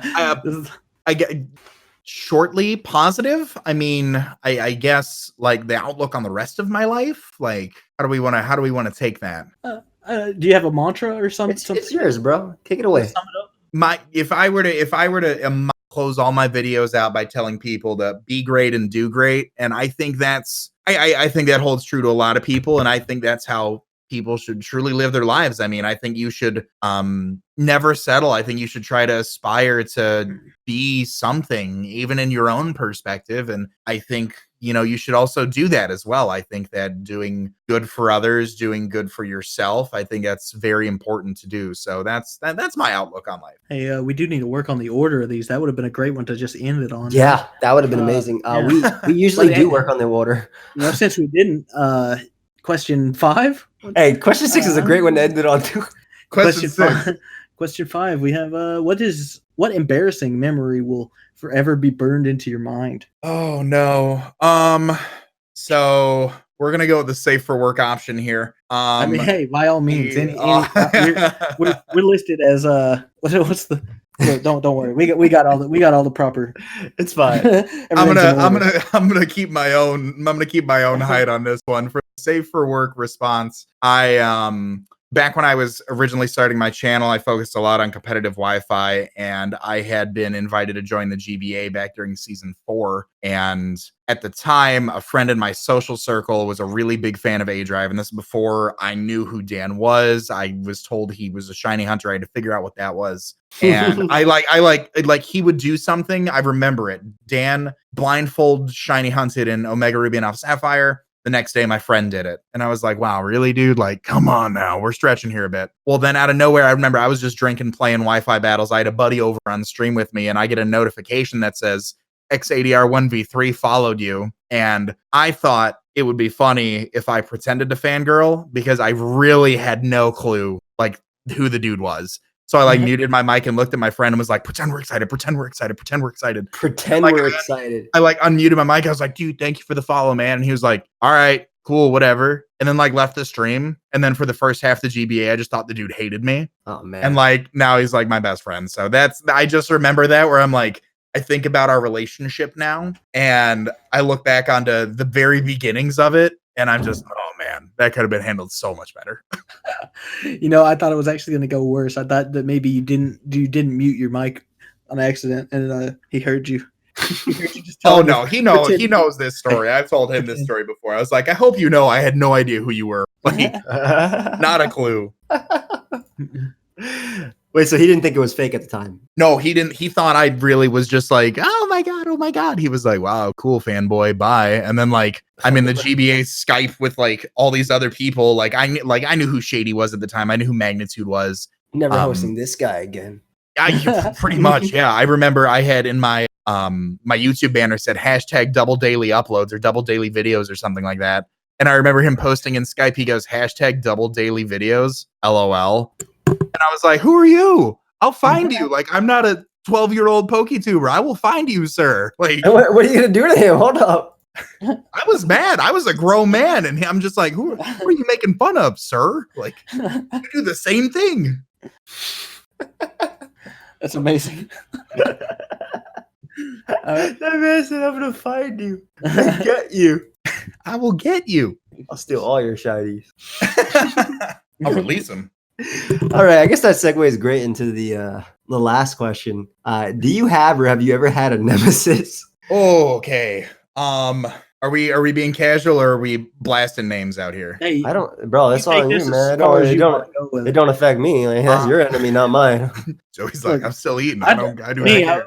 like I said before the episode, I'd love to have some kind of grudge here, some sort of overarching some arc, some hate arc. This became a wrestling timeline really quickly. Look, if you want to call him out and yeah, if I've ever had a nemesis, I don't think I've ever had somebody where I just think about them and I'm like, wow, like you're my arch villain. We're gonna butt heads for the rest of our lives. No. If I had somebody who caused me an amount of discomfort and unhappiness and disappointment and just really made life hard for me for a bit, I would say that would be he was a Twitch streamer, YouTuber called Books and Games. And he, for those of you listening, I'll summarize it very quickly. We had a very close bond between him, myself, and another streamer, A-Drive. And eventually this guy came out, Books and Games came out and attempted to just lie to the entire community and like usurp a crown that doesn't even exist and just start bashing our good names after we have nothing but good memories. And I mean, I remember driving around for the marathon with him, listening to rap music. I mean, we talked about our love for Kendrick Lamar, and like that was a thing for me. And then he comes around and just posts all this negativity and just like this evil about us and trying to like tarnish our stuff. And I ultimately, he left. He came back. He's made a video or two expressing his concerns about how the situation went down. Ultimately, I don't care what he's done to me anymore. I've moved past it. I've grown on. I think from a nemesis perspective, I don't think I'll ever be able to like forgive him for what he put Dan through, because that was his boy. Yeah. And you can say what you want about me, but like when you come after family, that's a whole different thing. I agree. Yeah. And yeah, big yeah, nemesis. the gauntlet's been thrown down. Yeah, so what's the next step? Taking him down. Well, he's The man said, "Get him I will on find here." you. He said, "Get him on He here." just joins call, I'd scream. Look, we do some Maury stuff. We actually have him waiting in the back. Come on out. Come on out, Books and Ding, ding, ding, ding. Oh my God, that'd be incredible. I appreciate you coming on, Chase, and taking the time to share everything with us. Not a problem, man. Thank you for having me. I like I've told you before, I'm at the age now where I'm finding podcasts enjoyable, and I like listening. I like it. I mean, that's the thing. I mean, when you're 18, that's a very real thing. Okay, think about it. When you're like 18, you're not listening to podcasts on the way to work. You're rocking out. You're playing some music about drugs and alcohol and whatever. But you grow up. I didn't want to. I'm waking up at 7 a.m. to go to work. I don't want to I'm not going to thug out on my way to my desk job. Like I want something to listen to, and podcasts and thing. And you and Key, both you guys put out a great show, and I was honored to be a part of it. I appreciate it. I don't. It's definitely not where I think Key and I want it to be yet. Specifically, Key. I just like talking, but I know Key has a huge vision in terms of what he wants the podcast to be, and obviously, there's a lot that it's hard to not compare yourself to those that are bigger. Though I definitely stress that you shouldn't. You shouldn't. You absolutely shouldn't. But when you're a lot smaller, it's really hard in a podcast, like because I don't know how other podcasts like gauge their performance, but like it's different from like YouTube or Twitch in that you can't actually see how another podcast is performing. I've always wondered how like analytics and stuff work like that. Like I've never like we have them. Like you have no frame of reference for like another pod. Like I can't, if I found another podcast that started around the same time, and I could look at it, but I wouldn't be able to. I could see like how many Apple reviews they had or something, but I couldn't like physically see how many downloads per episode they're getting. I couldn't see like how many people subscribed on Apple or followed them. There's no like resource for that as far as I'm aware. So it's hard to like really see where you stand in a podcast. And then you see like I might just open up a podcast. That sounds like a really healthy way. You just don't know. That's awesome. Yeah. Like it's frustrating. I completely understand that, but coming from somebody who's always had access to that sounds Yeah. I mean, there is something it's kind cool. of free about it. It's cool. I mean, like not being, but then at the same time, the only thing we do have to compare as a frame of reference is the YouTube uploads of it, where you'll see Big Joe Rogan, and he's entertaining, funny. He's good at talking. Like we already know, he's an entertainer, right? He's an influencer. But you'll see it with millions upon millions of views, and it's like, okay, what are the other ones that we can compare ourselves to? Where do we judge in between that? But yeah, I appreciate what you said about the lock. Honestly, I'm happy that you are enjoying it, and like I said, thank you so much for coming on. If you just want to plug anything that you're doing, talking about your thing going on Saturday, for instance, feel free to do it right now. Yeah. If you guys are listening to this ahead of time on every platform that's not YouTube, on Saturday I am kicking off a project on Twitch involving Pokemon content. Actually, it's calling it the Summer of Nuzlocke. I'm just gonna be playing through different games. The big thing with this one that we're kicking off on Saturday is that I'm only planning on streaming for an hour. The way that I'll stream more is that anytime somebody uses a promo code for a product that is Not affiliated with Tempo Storm in any way. that will extend the stream by X amount of minutes, as well as matching gift subscriptions. They're sure it's a big event. Outside of that, just, gonna check out on YouTube, competitive Pokemon content, Fortnite content on Twitch. Yeah, that's pretty much it. Nice. CrimsonCBAD on all socials. That's amazing. Well, like I said, thank you so much for coming up on the lock. Key, do you have anything to add before I close this out?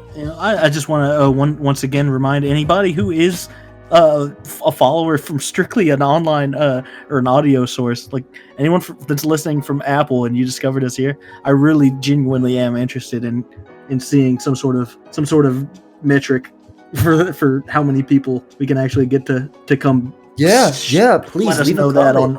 on Twitter, on Joey's YouTube or something. Yeah. Leave youtube.com/pokeaimMD. It's pokey, like poke. It's aim, like aim. It's MD, like those two letters. And I'll know if you're lying. Look, I'm gonna check your followers. Like, yeah, we will. Or who you're following.